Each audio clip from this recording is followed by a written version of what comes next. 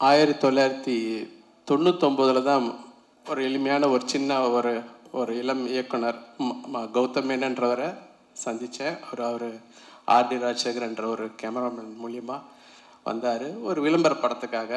But அதுக்கப்புறம் பார்த்திங்கன்னா 2000 வருஷத்தில் தான் நான் இந்த மின்னில் என்ற படம் ஆக்சுவலாக அப்போ வந்து இந்த காதல் ரீசெட் ரிப்பீட்டுக்கும் அதுக்கும் ஒரு சம்மந்தம் இருக்குது. அதுக்காக தான் இந்த கதையை சொல்கிறேன்.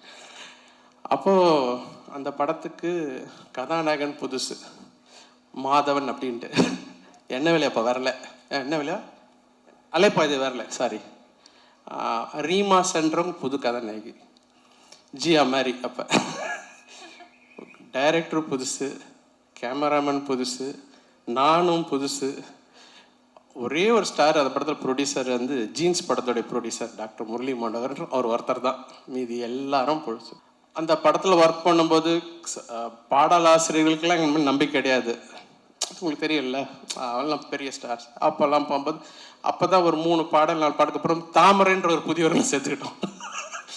எல்லாம் புதுசு புதுசு மதிக்கும் சொல்லிட்டு அந்த படம் நடந்துருச்சு, முடிஞ்சிருச்சு, ரிலீஸும் ஆகிடுச்சு. இப்போ இந்த படம் ரீரிலீஸ் கூட இப்போ பண்ணாங்க. ஸோ எதுக்கு சொல்ல வரேன்னா, பட்டு இந்த கதைக்களம்ன்ற ஒரு விஷயம் இருந்துட்டா எந்த ஸ்டாரும் தேவையில்லை. அது எல்லார்கிட்டேருந்து நல்ல வேலையை வாங்கிடும், அது எல்லாரும் பெரிய டெக்னீஷியன் ஆக்கிடும், சாதாரண ஆட்களை பெரிய நடிகராக காட்டும்.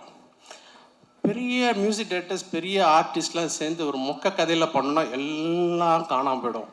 ஸோ அந்த ஒரு கதைன்ற ஒரு விஷயம், கதைன்னு கூட கிடையாது, ஒரு அமைப்பு, அது ஒரு அமைப்பு. அது ஒரு படத்துக்கும் அந்த அமைப்பு மாறுது, நான் பார்க்குறேன்.